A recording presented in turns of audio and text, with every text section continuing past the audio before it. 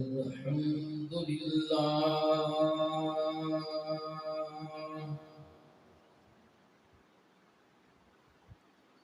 الحمد لله رب العالمين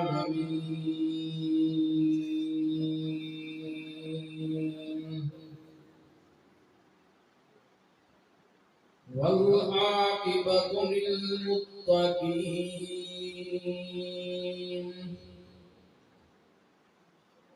والصلاة والسلام على سيد الأنبياء والمرسلين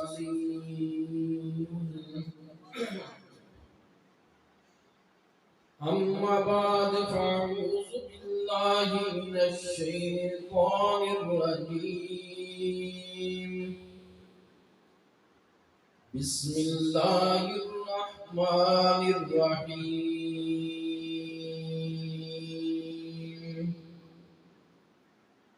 إن الدين عند الله الإسلام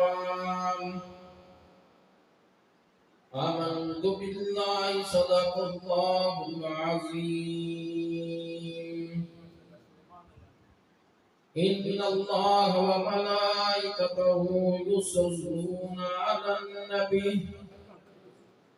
يا أيها الذين آمنوا صلوا عليه وسلموا تسليما اللهم صل على سيدنا مولانا محمد وعلى آل سيدنا مولانا محمد وبارك وسلم عليه. برادران اسلام نہایت ذوق شوق کے ساتھ اس بدر کے دوران کے میں لجپال کے آقا صلی اللہ علیہ وسلم کی بارگاہ میں حدیث کا اسلام پیش کیجیے.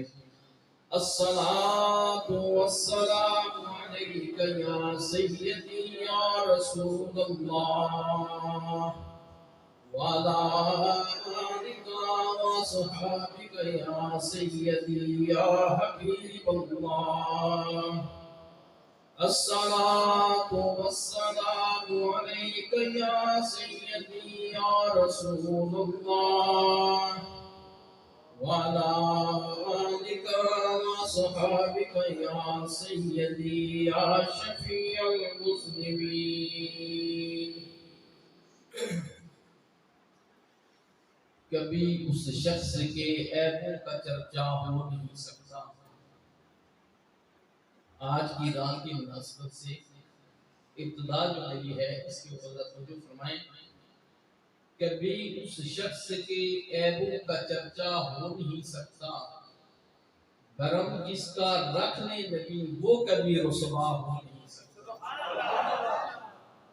حسینوں محجبینوں نازنین یوں تو بہت سے ہیں، حسینوں محجبینوں نازنین یوں تو بہت سے ہیں، پر میرے مدنی تاجدار جیسا کوئی ہو نہیں سکتا.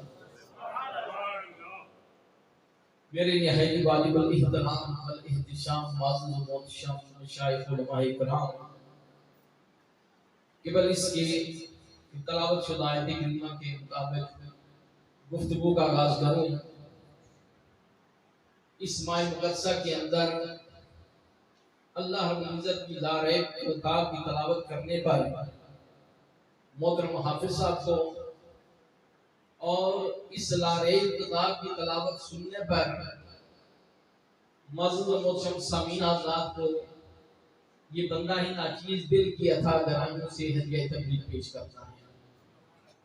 اللہ رب العزت کی بارگاہ اقدس میں دعا گو کہ لجپال کریم رب میرے مشفق محسن اخیر کریم حضرت علامہ مولانا عبد الرحمن جامی صاحب کو صحت و سلامتی عطا فرمائے، آپ کا سایہ تا دیر ہماری سر پر قائم رکھے.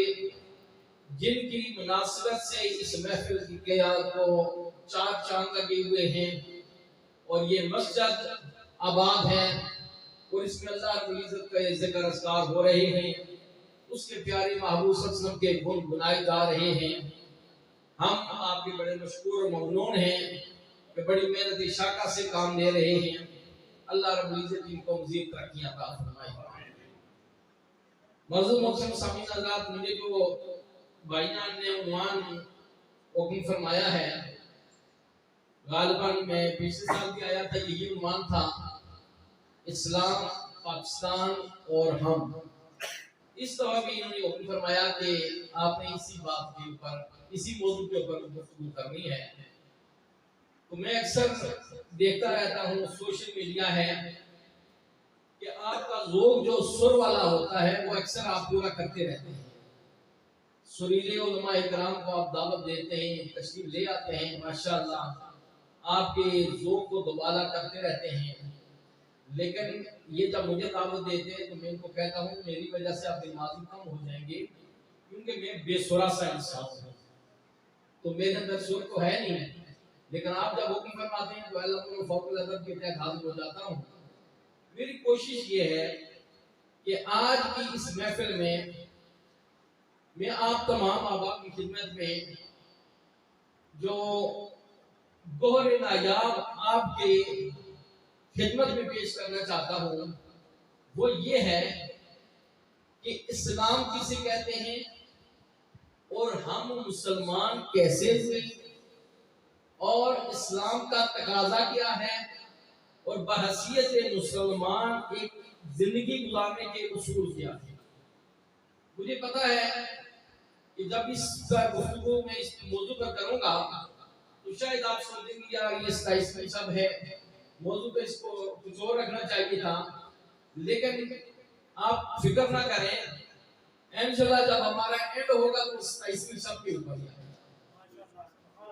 لیکن صرف میں آپ کو یہ بات بتانا چاہتا ہوں کہ جو اصل اسلام کی روح ہے اس کو ہمیں سمجھنا چاہیے۔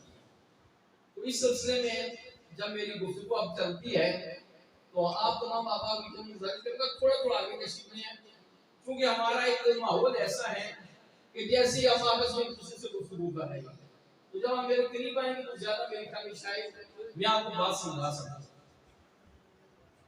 مسلم مسلم سامعین حضرات، اللہ رب العزت نے ارشاد فرمایا ان الدین عند اللہ الاسلام، کہ بے شک اللہ رب العزت کے نزدیک سب سے پسندیدہ دین جو ہے وہ دین اسلام ہے۔ اسلام وہ مذہب ہے جس کے بارے میں اللہ رب العزت نے فرمایا کہ مجھے سب سے پسندیدہ، مجھے سب سے جو عزیز دین ہے وہ دین اسلام ہے۔ یہ بات آپ کو سمجھ آ گئی؟ اب دین اسلام اللہ رب العزت کا محبوب دین ہے، اللہ رب العزت کا پسندیدہ دین ہے، اور پھر اس دین متین کے پیروکار جو ہیں وہ بھی اللہ رب العزت کو بہت پیارے ہیں، وہ بھی اللہ تعالیٰ کو بہت عزیز ہیں، کیونکہ جو کسی کی کوئی چیز پیاری ہوتی ہے اور اس کو جو اپنا لیتا ہے تو وہ اپنانے والے بھی ایسے ہی پیارے اور عزیز ہو جاتے ہیں۔ اور اب جب ہم یہ دیکھتے ہیں کہ اس دین اسلام جو اللہ رب العزت کے نزدیک پسندیدہ دین ہے، اس کے دائرے کے اندر جب ہم داخل ہوئے تو یہ دائرے کے اندر داخل ہونے کا موجب کیا بنا؟ ایک بات ذہن نشین فرما لیں کہ کائنات کے اوپر جتنے بھی حیوانات ہیں وہ سب کے سب انسان سے طاقتور ہیں۔ شیر کو دیکھ لیں، طاقت کے لحاظ سے اس کا کیا عالم ہے، ہرن کو دیکھ لیں، برق رفتار ہے، ہاتھی کو دیکھ لیں، قد وجود کے لحاظ سے کتنا بڑا ہے، غرض کے کسی جانور کو دیکھ لیں وہ انسان سے ظاہری طور پر طاقتور ہے۔ آپ سوچ رہے ہوں گے کہ ہم نے تو علماء سے سنا کہ اشرف المخلوقات ہے انسان، اور یہ ہمیں کہہ رہا ہے کہ دنیا کے اوپر جتنے بھی جانور ہیں، جتنے بھی جانور وہ انسان سے طاقت، حیت، مائیت کے لحاظ سے سب سے زیادہ ہیں۔ اور پھر میں مثال دیتا ہوں، بڑا کڑیل جوان ہو، بڑا طاقتور انسان ہو، 7 فٹ قد کا مالک ہو اور بڑا जाहो जलाल वाला हो, बड़े जिस्म वाला बंदा हो, लेकिन अगर उसके खाने में एक चींटी छोटी सी आ जाए और वो उसके पेट में चली जाए तो जरा देखो फिर क्या असर होता है उसका। लिहाजा पता ये चला कि जिस छोटी सी चींटी को हम हकीर समझते हैं, एक लिहाज से वो भी इंसान से ज्यादा ताकतवर है, वो भी इंसान को बिगाड़ सकता है।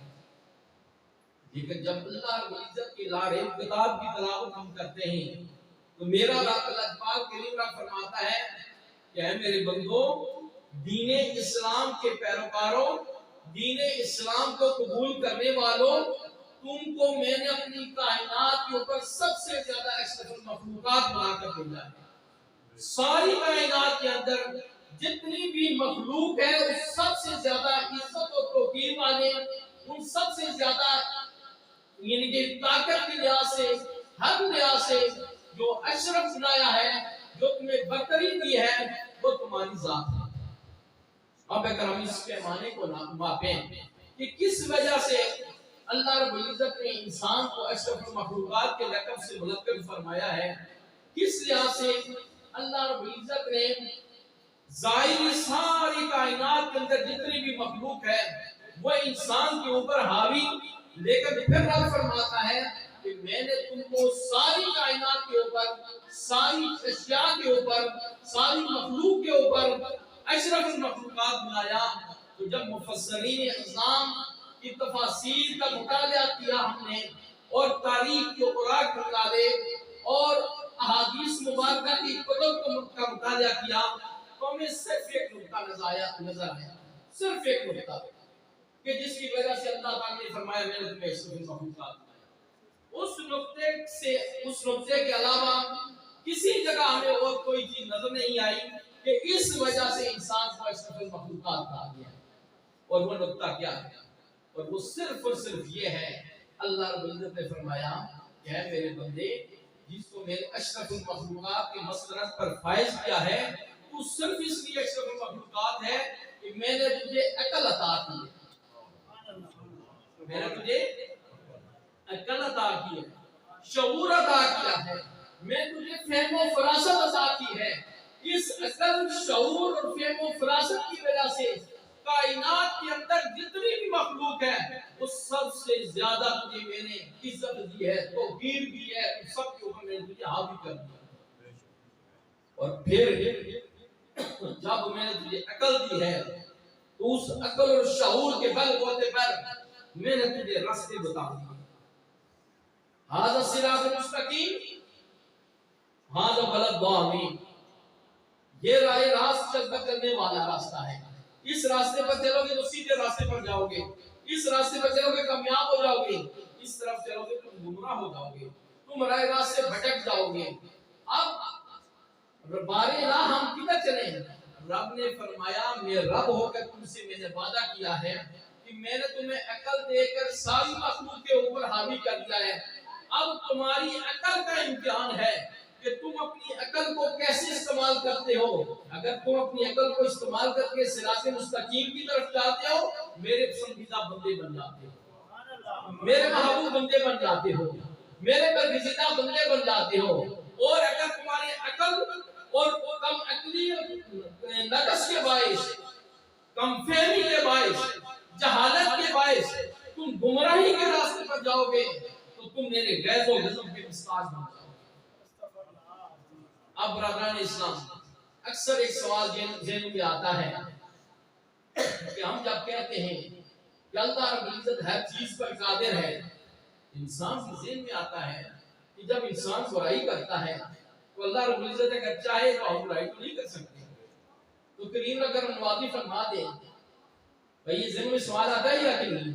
एक बंदे ने किसी को कत्ल कर दिया है और जो कातिल है उसको हम सब बुरा भला कहते हैं, ज़हन में सवाल तो पैदा हो सकता है कि अहकमुल हाकिमीन जो है वो कारसाज है और उसकी ताकत ऐसी है कि जो बेमिसाल बेमिसाल है, वो चाहता तो कातिल को ताकत ना अता फरमाता, वो कत्ल ना करता, वो इस बुराई से बच सकता था। अक्सर औक़ात हमारे ज़हन में शैतान ये सवाल वसवसे डालता है। लेकिन बरादरान इस्लाम, ان تمام ابہام کا حل صرف اور صرف یہ ہے کہ اللہ رب العزت نے فرمایا ہے بنی نو انسان ہے انسان، میں نے تجھے اشرف المخلوقات کے مسند پر جو فائز کیا ہے وہ صرف اور صرف اس لیے ہے کہ میں نے تجھے عقل اور شعور عطا کر دیا ہے۔ نعرہ تکبیر، نعرہ رسالت، نعرہ حیدری، علماء اہل سنت۔ یہ بات میری سمجھ آ گئی یا نہیں؟ میری کمی سمجھ آ گئی ہوگی کہ انسان کو اشرف المخلوقات صرف ایک وجہ سے اللہ نے بنایا کہ اللہ تعالیٰ نے اس کو عقل عطا فرما دی ہے۔ اب اس عقل کے بل بوتے پر، اس عقل کی کسوٹی پر پرکھنے والے جب آتے ہیں تو جب دیکھنے والوں نے دیکھا اور اپنے عقل کے گھوڑے اڑائے تو وہاں پر نظر ہمیں جو آئے وہ ان میں اعلیٰ و عرفہ ظرف کے مالک ہمیں حضرت ابو بکر صدیق رضی اللہ تعالیٰ عنہ بھی نظر آئے، ہمیں وہاں پر حضرت عمر فاروق رضی اللہ تعالیٰ عنہ بھی نظر آئے، ہمیں وہاں پر حضرت عثمان غنی رضی اللہ تعالیٰ عنہ بھی نظر آئے، وہاں پر مولا علی مشکل شاہ حضرت علی رضی اللہ تعالیٰ عنہ بھی نظر آئے۔ غرض کے دیگر صحابہ کرام جب انہوں نے اپنے عقل کی کسوٹی پر ان چیزوں کو پرکھا انہوں نے آنکھیں بند کر لیں اور کہا میرے لجپال کریم رب تو نے جو ہمیں عقل عطا فرمائی ہے ہمارا عقل کا دائرہ صرف اور صرف قدم مصطفیٰ صلی اللہ علیہ وسلم تک جائے گا، اس سے آگے ہم نہیں جائیں گے، ہماری عقل کا ٹھکانہ صرف مقام مصطفیٰ صلی اللہ علیہ وسلم ہوگا، اس سے آگے ہم نہیں جائیں گے، ہماری عقل کا مرکز منبع صرف اور صرف محبت مصطفیٰ صلی اللہ علیہ وسلم ہوگا، ہم اس سے آگے نہیں جائیں گے۔ جب انہوں نے اپنے عقل اور شعور کو وہاں جا کر متمکن کر دیا ہے تو پھر ان کو اللہ نے وہ مقام عطا فرمایا ہے کہ آج بھی لجپال کریم آقا صلی اللہ علیہ وسلم کے پیروں میں جب وہ آرام فرما ہے تو پہلی جگہ جاتے ہیں، ہر بندہ کہتا ہے الصلاۃ والسلام علیک یا رسول اللہ، پھر تھوڑا سا آگے چلتا ہے کہتا ہے السلام علیکہ یا خلیفۃ الاول ابو بکر صدیق رضی اللہ تعالیٰ عنہ، پھر تھوڑا سا آگے جاتا ہے کہتا ہے السلام علیکہ یا خلیفۃ الثانی حضرت عمر فاروق رضی اللہ تعالیٰ عنہ، پھر رب نے ان کو یہ مقام عطا فرما دیا۔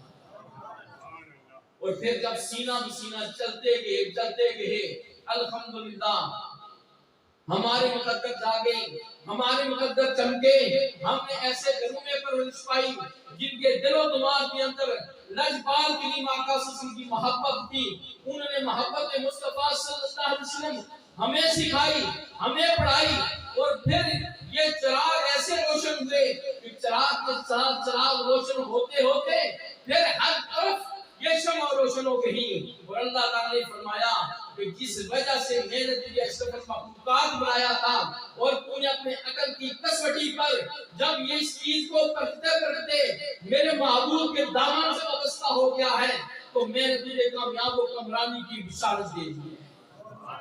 اور جنہوں نے اپنی عقل کی کسوٹی پر یہ پرکھا جب میرے رب کے کریم آقا صلی اللہ علیہ وسلم ابھی وحی نہیں اتری اور اپنے انداز میں وہ عبادت اور ریاضت کر رہے ہیں تو وہاں سے ابو جہل گزر رہا ہے جس کو ابو الحکم کہتے ہیں کہ وہ انتہائی پڑھا لکھا بندہ ہے، وہ دیکھ کر جیلس ہو جاتا ہے، وہ اپنی عقل کی کسوٹی پر پرکھتا ہے، وہ سوچتا ہے کہ یہ ہمارا عقیدہ اور ہم جس انداز سے عبادت کرتے ہیں اس انداز سے یہ عبادت نہیں کرتا، اس کے دل دماغ میں نفرت شروع ہو گئی، وہاں ابو لہب آتا ہے، اس کے عقل نے فیصلہ کیا یہ انداز ہمیں پسند نہیں کرنا چاہیے۔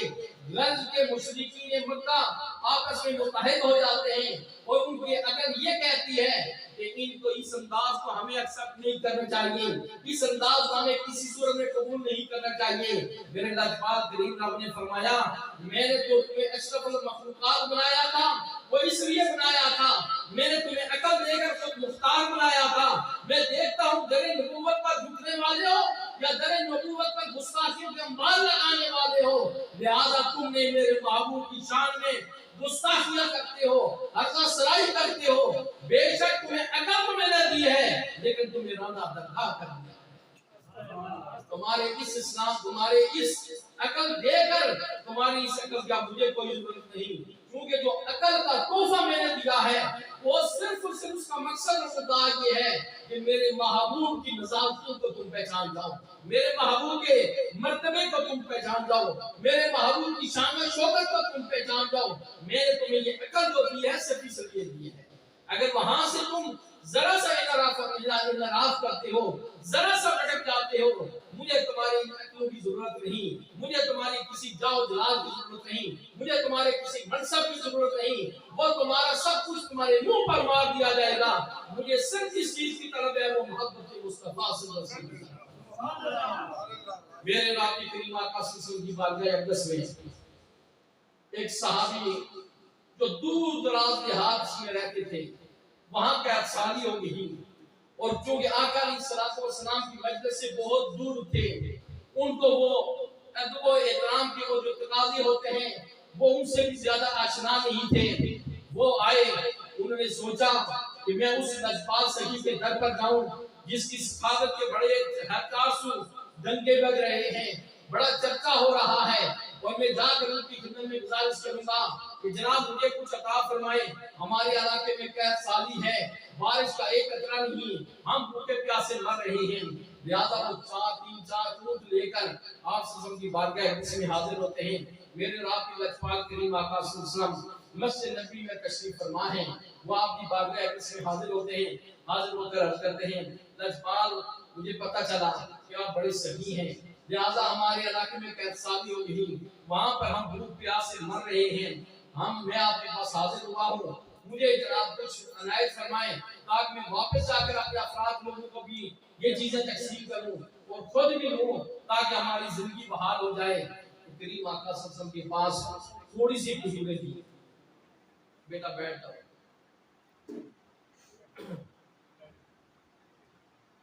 کریم آقا صلی اللہ علیہ وسلم کے پاس تھوڑی سی کھجوریں تھیں، تو آپ نے حکم فرمایا کہ یہ کھجوریں اٹھاؤ اور آپ لے جاؤ۔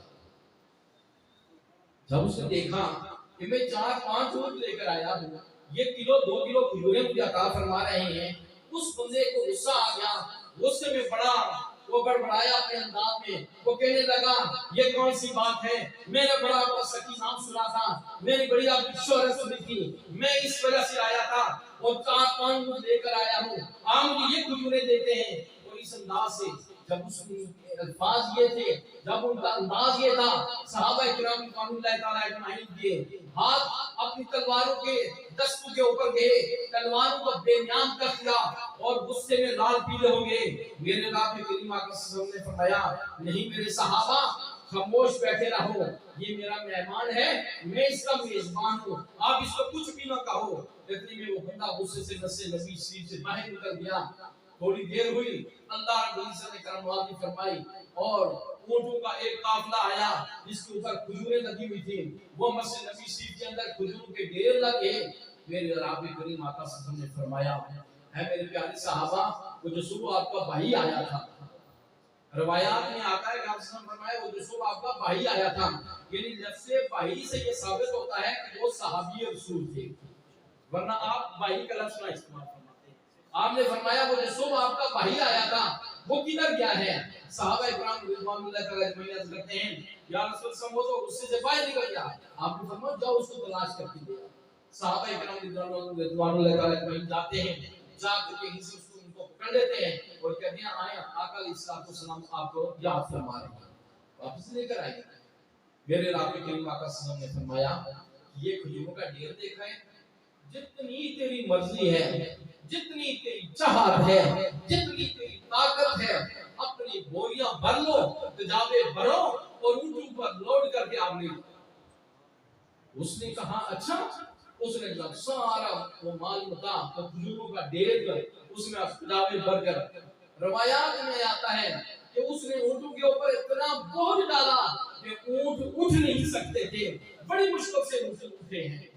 جب اونٹ اٹھے وہ چلنے لگا تو کھڑے ہو کر کہتا ہے لجپال سخیا جو میں نے سنا تھا وہ سچ ثابت ہوا ہے، واقعہ آپ بڑے سخی ہیں، واقعہ آپ بڑے کریم ہیں، واقعہ آپ بڑے لجپال ہیں، واقعہ جو تعریفیں میں نے سنی ہیں وہ آپ قسم کا مسمہ نکلے ہیں، آپ کے اندر وہ ساری خاصیتیں پائی جا رہی ہیں۔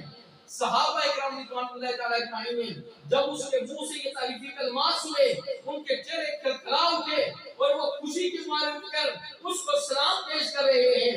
میرے رات کے کریم آقا صلی اللہ علیہ وسلم نے فرمایا ہے میرے پیاری صحابہ اب کیوں خوش ہو رہے ہو یا رسول اللہ اس کے زبان مبارک سے جب آپ کی تعریفی کلمات جو ہم سن رہے ہیں رب نے تو ہمیں عقل اور شعور دیا ہے اس کی کسوٹی پر جب ہم پرکھ رہے ہیں یہ تو آپ کا عاشق ہے یہ تو آپ کا دیوانہ ہے یہ تو آپ کا مستانہ ہے جس نے اظہار کر رہا ہے عاشقی کا لہذا اگر جو آپ سے محبت کرتا ہے ہم اس سے محبت کرتے ہیں یا رسول اللہ ہمارے چہرے تب کھل رہے ہیں.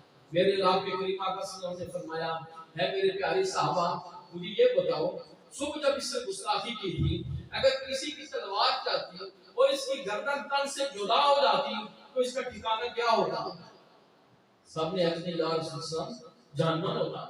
بہت وجہ طرف بات ہے یا رسول اللہ اس کا ٹھکانہ جہنم ہوتا. آپ صلی اللہ علیہ وسلم نے فرمایا کہ اب اس کے اوپر موت واقع ہو جائے تو پھر یا رسول اللہ یہ تو جانتی ہے. آپ نے فرمایا لہذا جذبات میں نہ آیا کرو تحمل مزاجی کا مظاہرہ کیا کرو. اللہ رب العزت نے جو یہ عقل اور شعور دیا ہے میں مانتا ہوں کہ تمہارے عقل کی کسوٹی صرف یہ ہے کہ محبت مصطفیٰ صلی اللہ علیہ وسلم جہاں نظر آتے ہیں وہاں تم فرقہ ہو جاتے ہو تم اس آدمی کے عاشق بن جاتے ہو اور جہاں گستاخی نظر آتی ہے وہاں آپ سے تم باہر ہو جاتے ہو. لیکن چونکہ یہ میرا مہمان تھا میں اس کا میزبان تھا میں نہیں چاہ رہا تھا یہ میری گستاخی کی وجہ سے جو نادانی کے عالم میں جو اس نے اپنے عقل کے مطابق نہیں استعمال کی عقل استعمال نہیں کی یہ جہنم میں جاتا اس لیے آپ نے انہیں منع کر دیا. اب دیکھو یہ میری تعریفیں کر رہا ہے آپ کا بھی فیصلہ یہ ہے میں محمد عربی صلی اللہ علیہ وسلم کا بھی فیصلہ یہی ہے. اب اگر اس پر موت واقع ہو جاتی ہے تو یہ جنتی ہے یہ سیدھا زندہ برادران اسلام. یہاں سے ہمیں یہ پتہ چلا کہ اللہ رب العزت نے جو انسان کو اشرف المخلوقات بنایا ہے اور اس کا صرف اور صرف ایک عقل دی ہے اور اس عقل کا جو تصرف ہونا چاہیے اس عقل کا مرکز ہونا چاہیے وہ صرف اور صرف محبت مصطفیٰ صلی اللہ علیہ وسلم آقا علیہ السلام سے محبت ہونی چاہیے. کیوں آپ دیکھیں ماشاءاللہ ہم اسے اکثر احباب کو مسجد قبلتین میں جانے کا اتفاق ہوا ہوگا لازمی ہوا ہوگا جو جن کو اللہ تعالیٰ نے یہ سعادت بخشی ہے وہ گئے ہوں گے یا تاریخ میں آپ نے پڑھا ہوگا علماء اکرام سے آپ نے سنا ہوگا مسجد قبلتین وہاں پر آقا علیہ السلام ظہر کی نماز ادا فرما رہے تھے. یہ بھی بڑا لطیف نکتہ عرض کرنے لگا ہوں اس پر توجہ آپ نے آقا علیہ السلام کے قلب انور کے اندر ایک بات بڑی گران گزرتی تھی کہ جو بیت المقدس کی طرف ہم رو کر کے نماز پڑھتے ہیں یہودی ہمارے اوپر تعاون تشریح کرتے ہیں ہم کیوں نہ خانہ کعبہ کی طرف رو کر کے نماز پڑھیں. اور اکثر آقا علیہ السلام کے قلب انور کے اندر یہ بات ہوتی ہے زور کی آپ نماز ادا فرما رہے ہیں اور وہاں پر جا کر دیکھیں یہاں سے بیت المقدس ہے اس طرف سے اور قبلہ ادھر ہے لیکن مدینہ سے وہاں جائیں تو وہاں بیت المقدس ہے مشرق کی طرف اور خانہ کعبہ ہے شمال کی طرف جنوب کی طرف شمال اور جنوب آتا ہے. تو اب آقا علیہ السلام نے منہ ادھر کیا ہوا اور نماز ادا فرما رہے ہیں 2 رکعتیں آپ نے پڑھی. اب نماز کے دوران وحی اترا اللہ رب العزت اپنی محبت کا اظہار فرماتا ہے.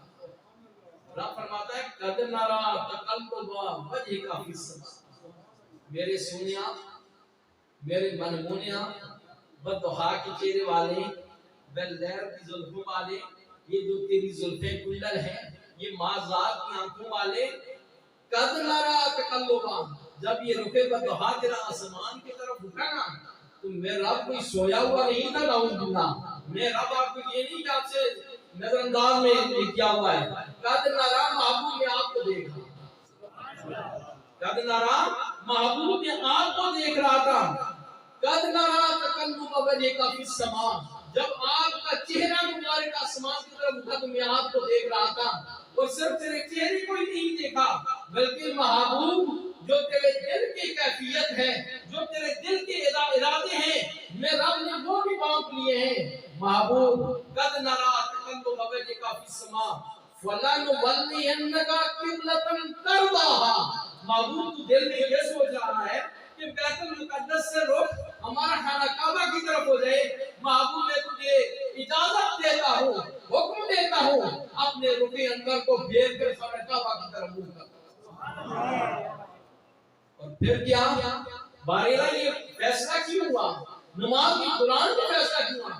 رب نے فرمایا میرے کو کوئی پریشر نہیں تھا اور کوئی مسئلہ نہیں تھا، یہ سارے کا سارا فیصلہ میں نے اس لیے کیا فقر داہا، معبود تاکہ تو مجھ سے راضی ہو جائے، معبود تاکہ تو مجھ سے راضی ہو جائے۔ اب یہاں پر آپ کا ایک سوال میں کرتا ہوں، مجھے یہ بتاؤ کہ وہی نبی پر نازل ہوتی ہے یا غیر نبی پر؟ یار بولو، نبی پر وحی نازل ہوتی ہے۔ جب بھی وحی نازل ہوتی ہے انبیاء صاحب انبیاء پر بھی وحی نازل ہوئی جو جن کے اوپر صحیفے نازل ہوئے، اور نبی کے وسلم پر وحی نازل ہوئی، یعنی کہ وحی جو آتی ہے وہ کس پر آتی ہے؟ نبی پر۔ غیر نبی پر کبھی وحی نازل نہیں۔ یہ عدم فیصلہ ہو گیا، یہ ہمیں بات سمجھ آ گئی، جو رب نے ہمیں عقل دی ہے اس میں ہمیں یہ بات سمجھ آ گئی کہ وحی کس پر نازل ہوتی ہے؟ نبی پر، اور غیر نبی پر وحی نہیں آتی۔ اب مفتیان اعظام کسی مسئلے کے مفتی سے یہ پوچھو، جس مسئلے کا مفتی ہو ان سے پوچھو کہ نماز کے اندر اگر عمل کثیر ہو جائے تو نماز باطل ہوتی ہے یا نہیں؟ وہ کہتے ہیں کہ نماز باطل ہے، حضور والا یہی بات ہے، نماز باطل ہو جاتی ہے۔ اور عمل کثیر کسے کہتے ہیں؟ عمل کثیر ایسے کام کو کہتے ہیں، ایسے عمل کو کہتے ہیں کہ دور سے باہر سے دیکھنے والا بندہ یہ جج کرے کہ یہ بندہ نماز نہیں پڑھتا۔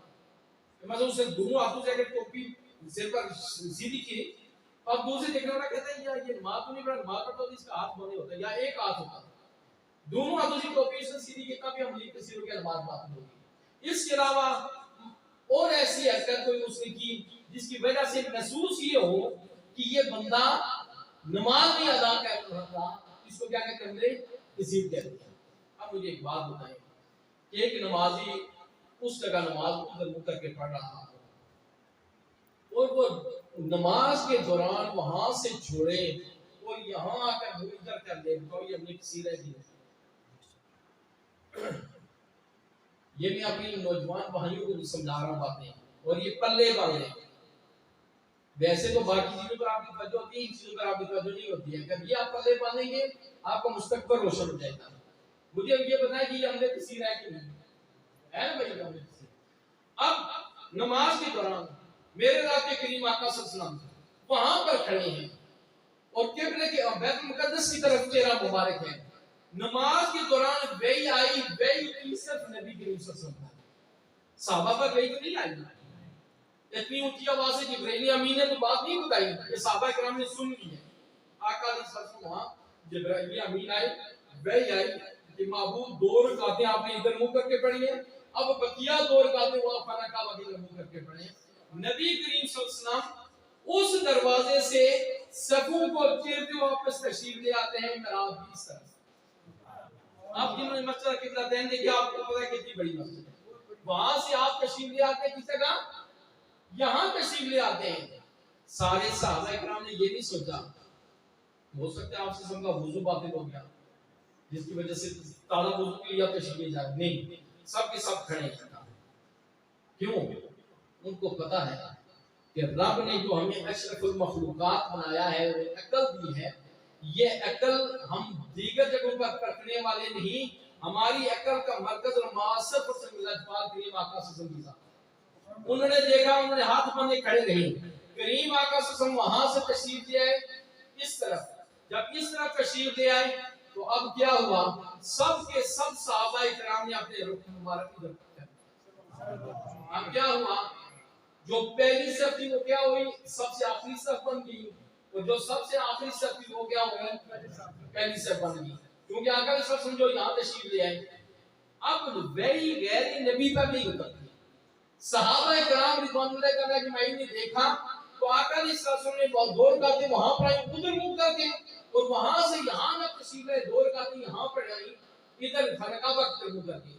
صحابہ کرام نے نہ اپنی نماز پڑھی نہ کوئی اور بات کی. اور علامہ اقبال رحمۃ اللہ نے کیا خوب کہا کہ مجھے کیا خبر تھی رکوع کی، مجھے ہوش کب تھی سجود کی، تیرے نقشے پا کی تلاش کی میں جھک رہا تھا نماز میں. یا رسول اللہ ہمیں کیا پتہ تھا ان نمازوں کا، ہمیں کیا پتہ تھا ان عبادتوں اور ریاضتوں کا. آپ کی در نبوت سے ہم نے یہ سیکھا ہے. اور وہاں کے سب صحابہ کرام رضوان اللہ تعالی اجمعین نے جب اپنے رخ کو پھیر لیا اور آقا علیہ الصلوۃ والسلام کی طرف اور باقی دو نمازیں مکمل کر دی. اب افسوس یہ کہ حافظ نہیں ہوں، لیکن اگلی آیت کریمہ کیا ہے اس سے آگے اللہ رب العزت نے فرمایا محبوب میں نے یہ عمل اس لیے کیا پتہ تاکہ تو راضی ہو جائے. اور آگے آیت کریمہ اگر آپ صاحب بیٹھے وہ بتائیں گے کہ میں نے یہ کام اس لیے کیا ہے کہ یہ جو تیرے پیچھے تیرے چاہنے والے میں ان کو بھی آزما دوں. یہ کون ہے جو تیرے پیروی کرنے والے بھائی کہ میں یہ بھی دیکھنا چاہتا ہوں، ان کا بھی امتحان لینا چاہتا ہوں کہ یہ اپنی عقل پر کس انداز سے اپنی عقل کو استعمال کرتے ہیں. کیا یہ ان کی عقل آپ کے قدم مبارک پر آ کر ختم ہو جاتی ہے یا اپنی عقل کی کسوٹی پر کوئی اور بھی تجربات کرنا چاہتے ہیں؟ میں ان کو بھی آزمانا چاہتا ہوں. محبوب جب ان کو میں نے آزمایا تو میں نے تیرے اوپر یہ فریفتہ ان کو پایا، میں نے ان کو تیرے اوپر محبت کرنے والا پایا. اور پھر اللہ رب العزت نے وہ قبلہ اس مسجد کا نام ہی قبلہ تین پڑ گیا ہے. عرض کرنے کا مقصد یہ ہے برادران اسلام، اسلام کے دائرہ کے اندر داخل ہونے کے بعد جب ایک انسان مسلمان کرواتا ہے اس کے بعد صرف اور صرف اس کا مقصد اور مدعا اور اس کا مرکز اور منبع وہ آقا علیہ الصلوۃ والسلام کی ذات ہونی چاہیے، محبت مصطفیٰ صلی اللہ علیہ وسلم کی ذات ہونی چاہیے. اور جب ہمیں یہ بات پتہ چل گئی کہ انسان کو رب نے اشرف المخلوقات اس لیے بنایا ہے، رب نے اس کو عقل عطا فرمائی ہے، عقل عطا فرما کر اس کو خود مختار بنا دیا ہے کہ جو میرے محبوب کی شان میں گستاخی کرنے والا ہوگا وہ راندہ درگاہ ہو جائے گا، اور جو میرے محبوب سے محبت کرنے والا ہوگا وہ میرا بھی منظور نظر ہو جائے گا. اب جب اس بات پر ہمارا ایمان اور یقین ہو گیا تو پھر ہم چلے آتے ہیں اپنے پاکستان کے اوپر.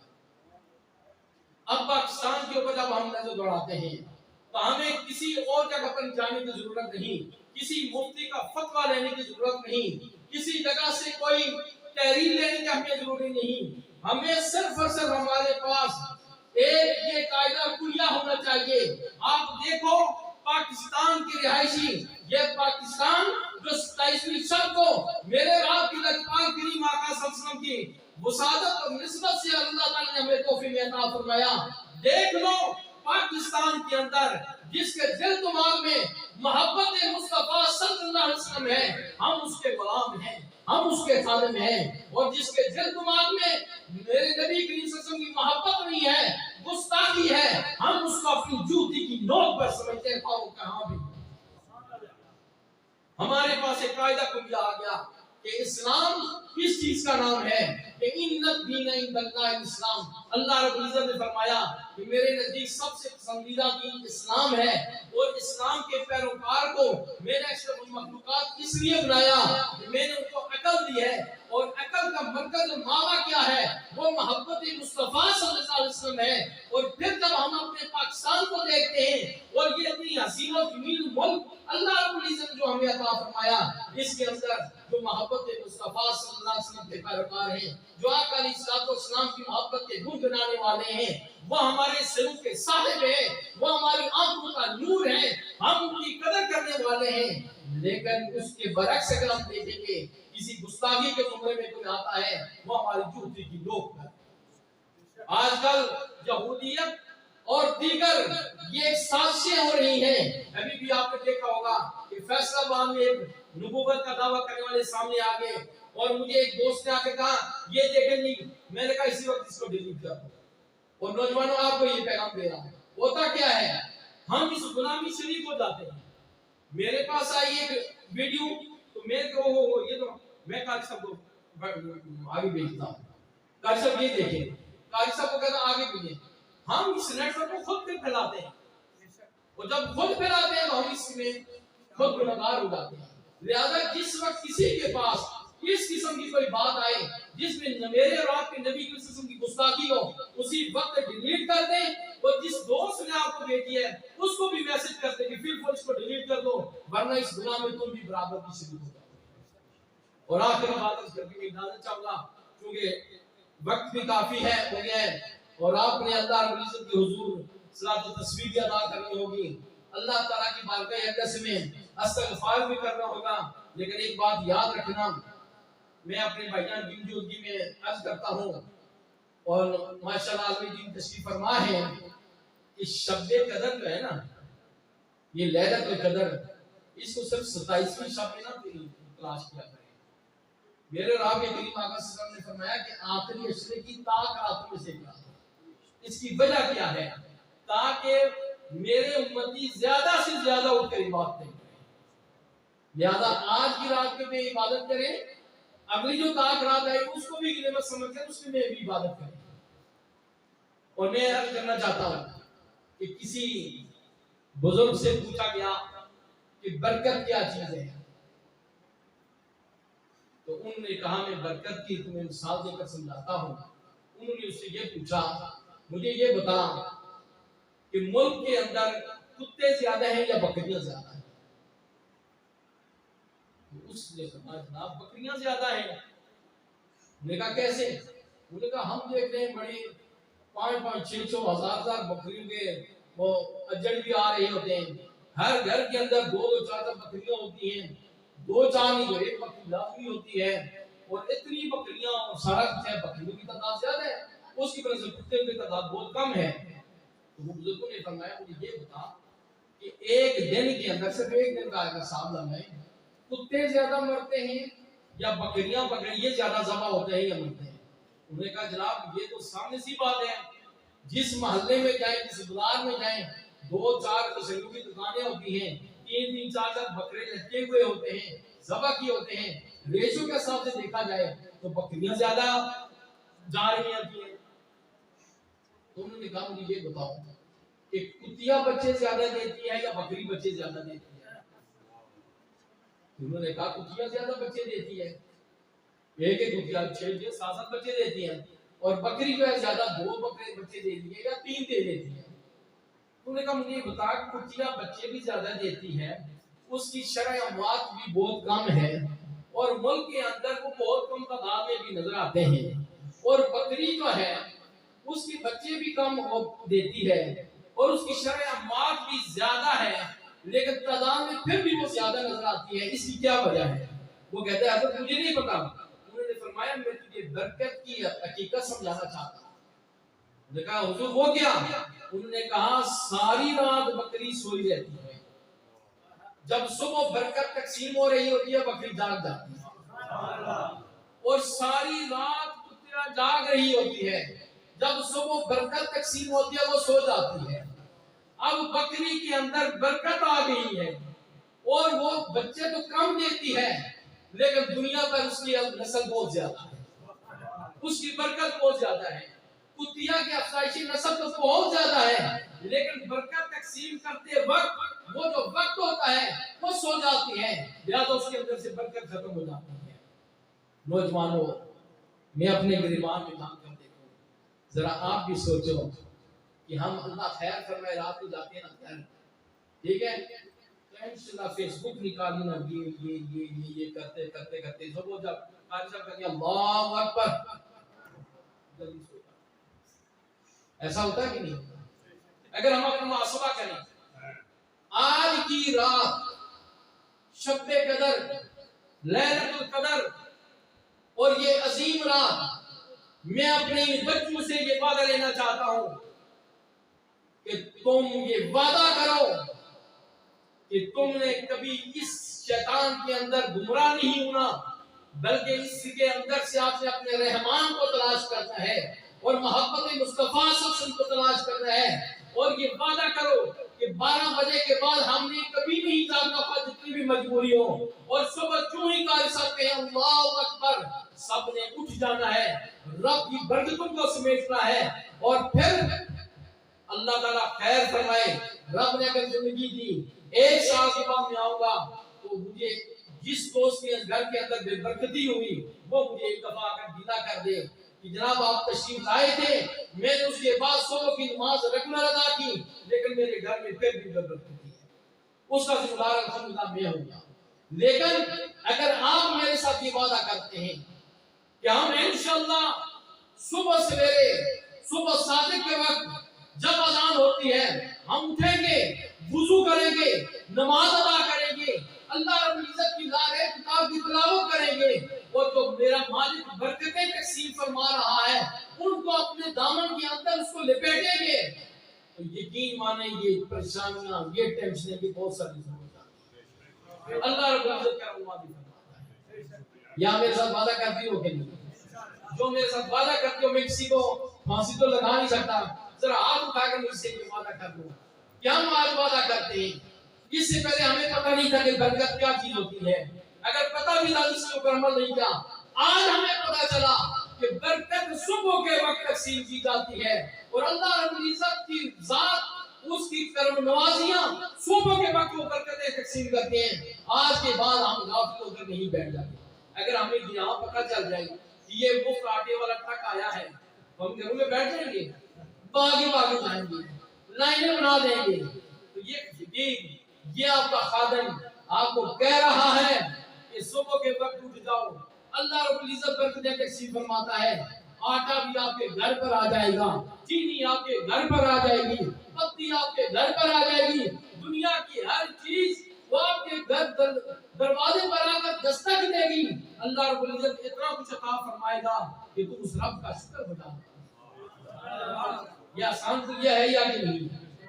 میرے خیال میں بات سمجھ تو آ گئی ہوگی۔ تو برادران اسلام، جو میں نے آپ کے سامنے آیت کریم تلاوت کی، میرے لجپال کریم آپ نے فرمایا کہ ان الدین عند اللہ الاسلام، کہ بے شک میرے نزدیک سب سے پسندیدہ دین اسلام ہے۔ آخری بات،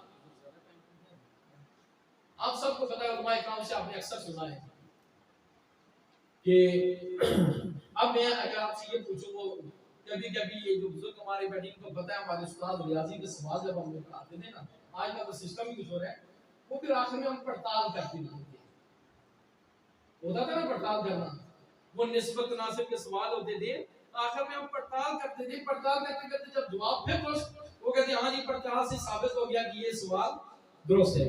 اب میں نے جو آپ کو کلیہ بتایا، اب ہم اس کی پڑتال کر کے میں اپنی بات کو ختم کر دیتا ہوں۔ میں نے آپ کو کیا بتایا کہ ان الدین عند اللہ الاسلام، اللہ کے نزدیک سب سے پسندیدہ دین کیا ہے؟ اسلام ہے۔ اس کے بعد میں نے بتایا اللہ رب العزت نے انسان کو اشرف المخلوقات صرف اس وجہ سے بنایا کہ اللہ تعالیٰ نے اس کو عقل دے دی ہے، اور جس نے عقل استعمال کر کے محبت مصطفیٰ صلی اللہ علیہ وسلم کو اپنا زیور بنا دیا ہے، وہ سب سے زیادہ معتبر ہے، سب سے زیادہ معزز ہے، یہی بات ہے، اور وہی کامیاب ہے۔ اور پھر محبت مصطفیٰ صلی اللہ علیہ وسلم میں جو بندے صبح کے وقت اٹھ کر اللہ رب العزت کی برکت کو سمیٹیں گے، ان کے گھروں کے اندر برکتیں ہی برکتیں ہوں گی۔ اب ہم پڑتال کرتے ہیں، اب ہم اس کی پڑتال کرتے ہیں۔ علماء کرام سے آپ نے اکثر سنا ہوگا اور اکثر کتب کے اندر بھی پڑھا ہوگا کہ قبر کے اندر کتنے سوال ہوتے ہیں؟ کتنے سوال ہوتے ہیں قبر کے اندر؟ 3 سوال ہوتے ہیں۔ کتنے سوال ہوتے ہیں؟ 3۔ پہلا سوال ہوتا ہے من ربک، تمہارا رب کون ہے؟ وہ قبر والا وہ اسلام کا تابعدار تو ہوتا ہے، وہ کہتا ہے ربی اللہ، میرا رب اللہ ہے۔ فرشتے عرض کرتے ہیں بارے اللہ، اس نے تیری ربوبیت کا اقرار کر دیا، یہ تیرا بندہ ہے، یہ وحدانیت کا وحدانیت کا اقرار کرنے والا ہے۔ اللہ رب العزت فرشتوں سے فرماتا ہے تو کیا یہودی مجھے رب نہیں مانتے؟ عیسائی مجھے رب نہیں مانتے؟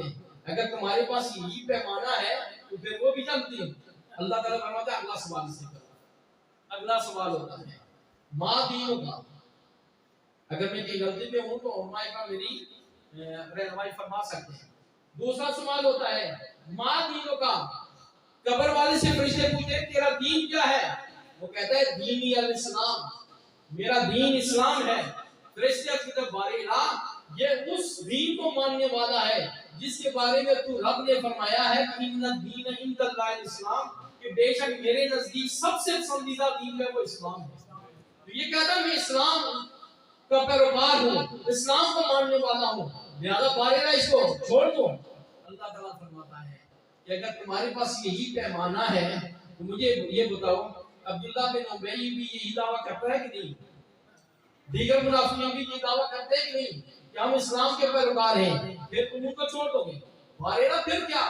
رب نے فرمایا میں نے جو پیمانہ دیا ہے کہ جو اسلام کے اندر داخل ہوگا اور میں نے اس کو اشرف المخلوقات بنایا ہے اور اس کو میں نے عقل دی ہے.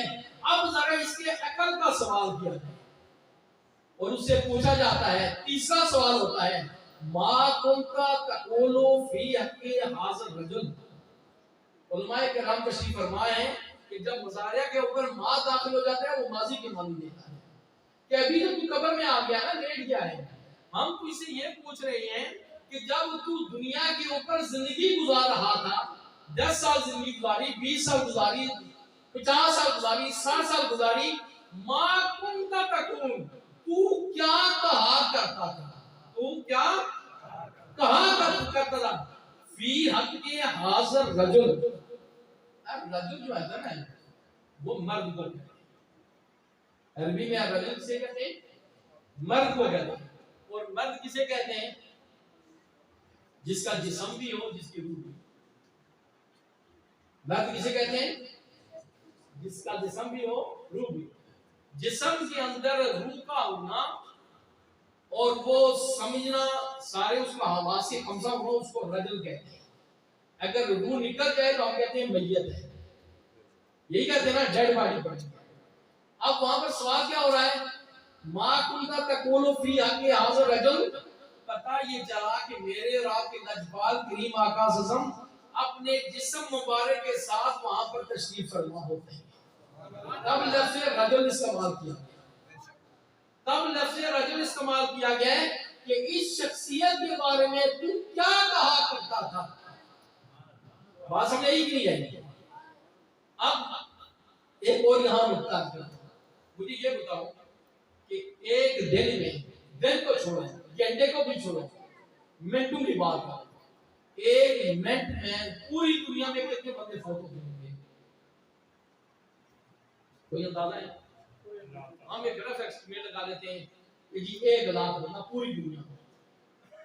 اب 1 لاکھ بندہ فوت ہوا ہے اور خواہ وہ بندہ جلا دیا جائے, خواہ وہ بندہ سمندر میں پھینک دیا جائے, خواہ اس بندے کو جہاں بھی خواہ اس کو دفنا دیا جائے, جو 1 لاکھ بندہ 1 منٹ کے اندر جا رہا ہے اس سے ضرور پوچھا جاتا ہے اسے 1 منٹ کے اندر ما کنت تقول فی حق حاضر رجل, کہ جو جسم اور روح کے ساتھ ہستی جلوہ افروز ہے اس کے بارے میں تو کیا کہا کرتا تھا. پتہ یہ چلا کہ میرے اور آپ کے آقا علیہ السلام ہر جگہ موجود ہیں, ہر قبر کے اندر جلوہ افروز ہوتے ہیں. وہ 1 سیکنڈ کی بات ہو وہ 1 منٹ کی بات ہو. کیوں کہ ہم نے جب احادیث سے کا مطالعہ کیا وہاں سے بھی پتہ چلا, اور جس وجہ سے اللہ رب العزت نے ہمیں اشرف المخلوقات بنایا کہ یہ جو عقل دی ہے اس کی کسوٹی پر بھی تو تھا, ہمیں پتہ چلا رجل کہتی ہی اسے ہے جس کا روح کے اندر جسم, جس کے جسم کے اندر روح ہوتی ہے. ٹھیک ہے جی. اب جب آخری سوال ہوتا ہے تو جو کہتا ہے کہ یہ تو وہ میرے منمون نبی ہیں, یہ تو وہ میرے لجپال نبی ہیں, ان زلفوں کا تو میں اسیر تھا, ان کی خاطر تو میں یہاں پہنچا ہوں, مر کر پہنچا ہوں. تو پھر تصوف کی دنیا والے کیا خوب کہتے ہیں کہ جب لجپال کریم آقا صلی اللہ علیہ وسلم کا سچا اور پکا جو عاشق ہوتا ہے, جب اس سے پوچھا جاتا ہے ما کنت تقول فی حق حاضر رجل, میرے لجپال کریم آقا صلی اللہ علیہ وسلم بول اٹھتے ہیں فرشتوں اس سے نہ پوچھو کہ میں کون ہوں, مجھ سے پوچھو یہ کون ہے. یہ میرا منقول امتی ہے, یہ میرا پیارا امتی ہے, یہ میری شریعت کے اوپر زندگی گزارنے والا امتی ہے, یہ میری شریعت کے اندر رہ رہی ایک سانس رکھے کے گزارنے والا ہے. لہذا آپ اس سے نہ پوچھو, میں محمد عربی صلی اللہ علیہ وسلم سے پوچھو, میں تصدیق کرتا ہوں یہ میرا پیارا امتی ہے.